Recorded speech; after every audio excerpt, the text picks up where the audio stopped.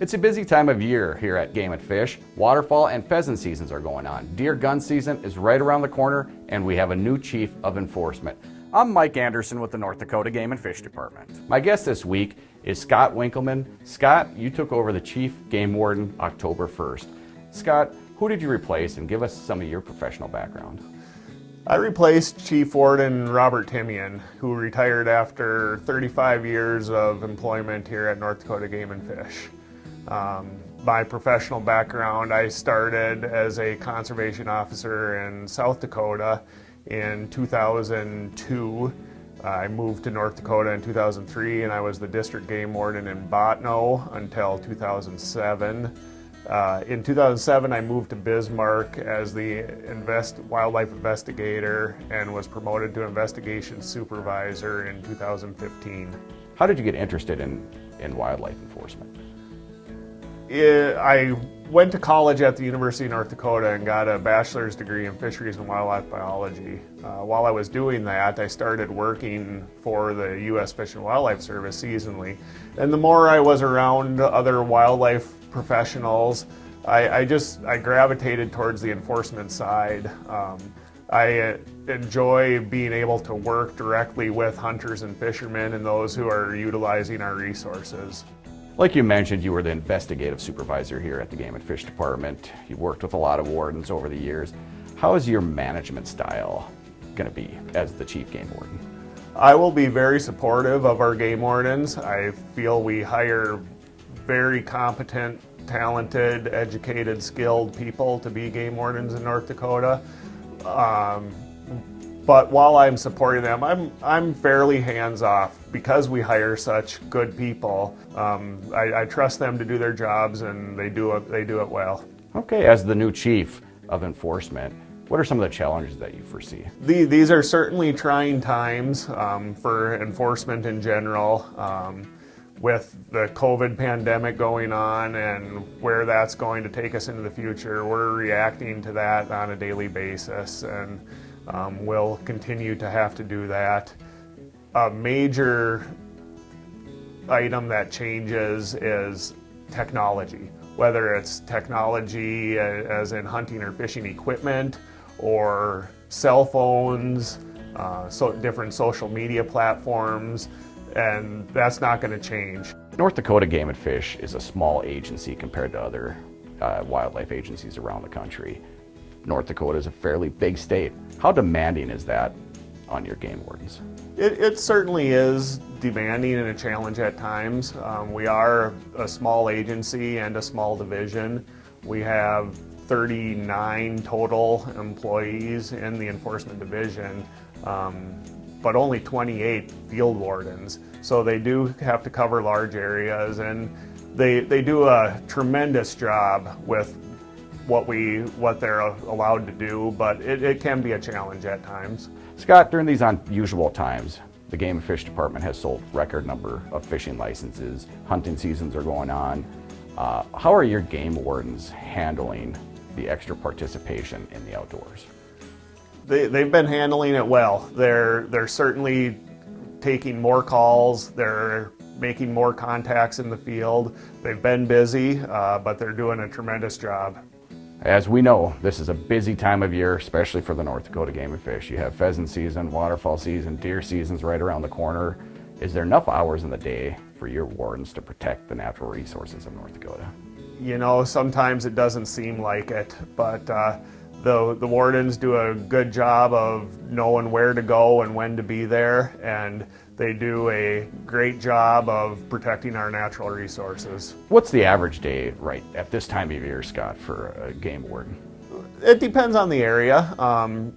They'll get up in the morning and be out early.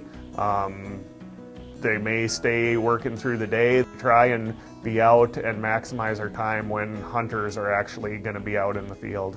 We haven't seen a lot of problems with new hunters, new fishermen, and not knowing what rules they're supposed to be following. They do a pretty good job of following our regulations, and part of that is we like to keep our regulations simple and easy to understand and follow. Okay, what are some of the more common violations at this time of year? Hunting on posted land is always a common complaint that we get calls on. Hunting before or after legal hours, and loaded guns and motor vehicles. And there's still quite a few people fall fishing. There are, and there's some great fall fishing opportunities in the state. So yeah, they have to be able to balance those checking hunters and checking fishermen. Let's think all year long. Are there certain things that your game wardens are focusing on all year? Yes. With aquatic nuisance species slowly expanding in the state, we're trying to do everything we can to fight that and keep that from happening. So in the summer and even in the fall with waterfowl hunters, the wardens do seriously look for those violations. It's a focus area. Chronic wasting disease is a focus area. And then, of course, just all our general laws. 40, 50 years ago, Scott, there wasn't a lot of technology. How has technology, especially in the last decade, changed how your wardens do their investigations? Oh, it's completely changed our jobs. Thinking back even to when I started, the different technologies between now everybody has a mobile computer in their hand that they carry with them, and they're posting pictures, they're chatting instantly as things are happening. So we're always reacting, trying to investigate based off of social media tips. We get a lot of complaints based off of social media, and it is an item that we are looking at on a constant basis. So your wardens are having to adapt with the new technology. Certainly. The Report All Poachers program has been around since 1983. How big of a role does that play for our department? It plays a huge role and is one of the most important programs we have.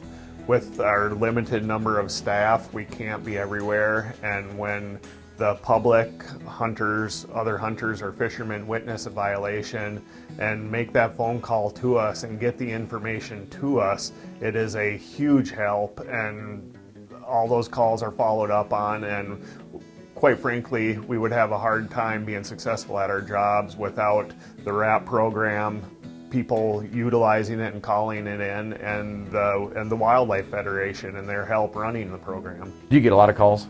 Yeah, we do get a lot of calls through the RAP line. We get a lot of phone calls directly to our phones also, because they're all published on our website if people need to get a hold of us. But the RAP line, that RAP line is staffed 24 hours a day, 7 days a week. So that is a good number to call if you need to get a hold of a game warden because you witnessed a violation. So a lot more eyes and ears on the ground. Absolutely. The more eyes and ears, the better. And this is a partnership with the North Dakota Wildlife Federation? Yes, it is. Scott, any last remarks for the people enjoying our North Dakota outdoors as the new Chief of Enforcement? Everybody have a safe, enjoyable fall and winter, and if you see or witness any violations, please give us a call. Congratulations on your new job. Thank you. Thank you, Mike. If you do witness a game and fish violation, call the Report All Poachers number at 701-328-9921. For Chief of Enforcement Scott Winkelman and the rest of the staff here at the North Dakota Game and Fish Department, thanks for joining us for this week's program. We'll see you again next week.